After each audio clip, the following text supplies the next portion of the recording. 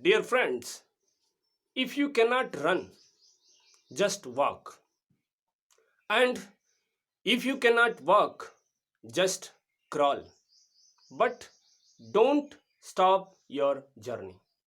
आशय है कि यदि आप दौड़ नहीं सकते तो आप चलें, और चल भी नहीं सकते तो रेंगना शुरू कर दें, पर किसी भी कीमत पर अपनी यात्रा ना रोकें। याद रखें, खरगोश और कछुए की लड़ाई में विजय कछुए की ही होती है। इसलिए अपनी यात्रा को एक गति दें। हेलो, गुड मॉर्निंग, नमस्कार, सुप्रभात। How are you? Hope all of you are fine. Dear friends, I'm Sushil Shukla and you are watching me on this platform English is Easy with Sushil. You know, I have started a series of one word substitutions and we have to learn some important words today.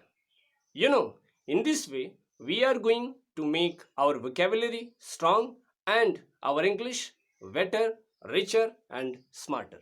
So, dear friends, let us begin. I think you are ready, and we are going to learn some important words. After this class, we will use those words in our day to day English conversation. Dear friends, I suggest you to have a pen and paper so that you can write down these important words, and after this class you can use them in your day to day English conversation. So dear friends, I think you are ready. So the first word of today's segment is theist. Please write down this word theist. Theist. And it means one who believes in God. वह जो ईश्वर में भरोसा करता है, विश्वास करता है, जिसका ईश्वर में भरोसा है, उसे हम थियस्ट कहते हैं। Theist. इसका मतलब आस्तिक होता है, वह जो ईश्वर में भरोसा करे। One who believes in God, उसे हम थियस्ट कहते हैं।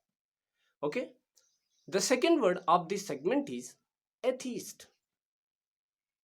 ATHEIST, एथीस्ट, और इसका मतलब one who does not believe in God, one who does not believe in the existence of God, जो गॉड की एग्जिस्टेंस में, उसके अस्तित्व में भरोसा नहीं करता है। सो यू कैन सी, आपके आसपास थियस्ट भी होंगे और एथीस्ट भी होंगे, यानी आस्तिक भी होंगे और नास्तिक भी होंगे। So you can use these two words in your day to day English conversation. तो आप अगर आस्तिक से मिलते हैं तो आप आस्तिक यानी theist का यूज कर सकते हैं, और नास्तिक के लिए एथीस्ट का यूज कर सकते हैं। सो डियर फ्रेंड्स, मैं मानता हूं कि ये दो शब्द आपके तैयार हो गए होंगे और आपने इन्हें जरूर अपने कॉपी पर नोट डाउन कर लिया होगा। And the third word of today's segment is biography. BIOGRAPHY. Biography, आप जानते होंगे इसे जीवनी कहते हैं। एंड इसका जो एक्सप्रेशन है, वन वर्ड के लिए जो इसका एक्सप्रेशन है, वो है life history of someone written by other. किसी दूसरे के द्वारा लिखा गया किसी का लाइफ हिस्ट्री, उसका जीवन का इतिहास, किसी भी व्यक्ति के जीवन के इतिहास को यदि कोई दूसरा लिखता है तो उसे हम बायोग्राफी कहते हैं। बायोग्राफी। और एक और होता है ऑटोबायोग्राफी. AUTOBIOGRAPHY. ऑटोबायोग्राफी मीन्स आत्मकथा, life history of someone written by himself. यदि जीवन की कहानी खुद के द्वारा लिखी जाए तो दैट इज कॉल्ड ऑटोबायोग्राफी, और किसी दूसरे के द्वारा लिखी जाए तो दैट इज कॉल्ड बायोग्राफी. तो बायोग्राफी और ऑटोबायोग्राफी का डिफरेंस आप समझ गए होंगे. Life history of someone written by others is called biography, and life history written by himself is called autobiography. So ये दोनों शब्द आप सीख गए होंगे, theist, atheist, बायोग्राफी और ऑटोबायोग्राफी. नेक्स्ट पे आते हैं, एंड आपका जो next word of today's segment is sororicide. Sororicide, cide फिर से CIDE, और जहां कहीं भी CID आता है आप जानते हैं उसे हम हत्या से संबंधित मानते हैं. SOROCIDE, suicide means the killing of sister. बहन की हत्या को हम सुसाइड कहते हैं। The killing of sister is called suicide, मतलब बहन की हत्या को हम सुसाइड कहते हैं। हम आते हैं नेक्स्ट वर्ड पे, और नेक्स्ट वर्ड जो हमारा है वो है matricide. MATRICIDE, and matricide means माता की हत्या। The killing of mother is called matricide. Suicide, matricide, ये शब्द भी आप जान गए। हम नेक्स्ट वर्ड पे आते हैं, and the next word of today's segment is polyglot. POLYGOT, and polyglot means one who can speak many languages fluently. वह जो कोई भी कई भाषाओं को फ्लुएंटली बोल सकता है, उसे हम पॉलीगॉट कहते हैं। POLYGOT। सो आई सपोज कि आपने इसे भी सीख लिया होगा, and we are coming on the next one word, and that is traitor. Traitor, TRAITOR, TRAITOR, and it means जो अपने देश को धोखा देता हो, गद्दार, देशद्रोही, traitor. One who betrays his own country, जो अपने खुद के देश को, अपने ही देश को धोखा देता है, ही इज कॉल्ड ट्रीटर।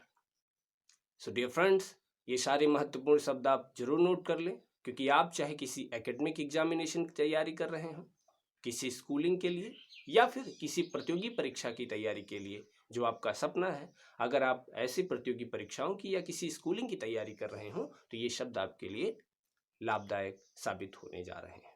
तो मेरा दावा है कि आपके क्वेश्चन पेपर में ये वर्ड्स आपको जरूर मिलेंगे, इसलिए ये आपके लिए महत्वपूर्ण सिद्ध होने जा रहे हैं। So the next word of today's segment is pilgrim. PILGRIM, PILGRIM। Pilgrim means one who goes to a holy travel. वह व्यक्ति जो किसी पवित्र यात्रा को जाता है, ही इज कॉल्ड पिलग्रिम। इसको हम तीर्थयात्री भी कहते हैं।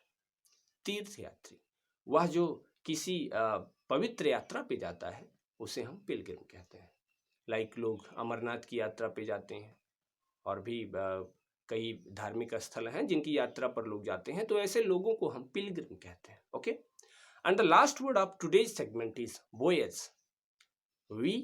VOYAGE। वोयेज मीन्स समुद्री यात्रा। A travel by the sea. अगर सी के थ्रू, समुद्र के थ्रू कोई यात्रा करता है, तो उस यात्रा को हम वोयेज कहते हैं। जर्नी और वोयेज, जर्नी कोई अलग चीज है, बट वोयेज डिफरेंट है। वोयेज जो होती है वो समुद्र में होती है, जर्नी ऑन लैंड होती है। So you better understand what actually I want to से।